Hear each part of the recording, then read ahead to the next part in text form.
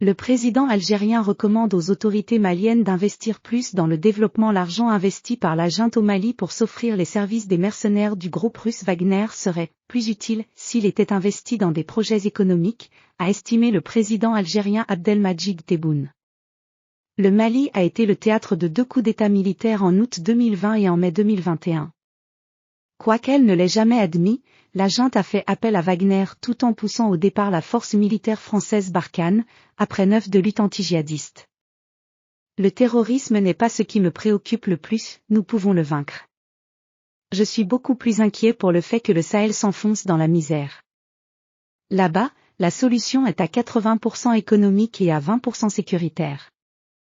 Les tensions politiques au Mali vont de pair avec une grave crise sécuritaire en cours depuis le déclenchement, en 2012, d'insurrections indépendantistes et djihadistes dans le nord du pays.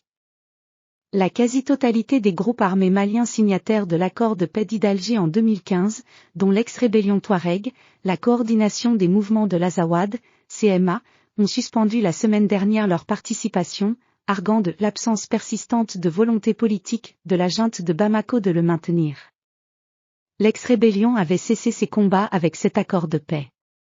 Les djihadistes continuent, eux, de combattre l'armée malienne et leurs violences se sont propagées au centre du Mali, ainsi qu'au Burkina Faso et au Niger voisin.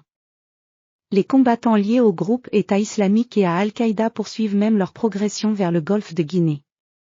Le règlement de la situation sur place passe évidemment par l'Algérie.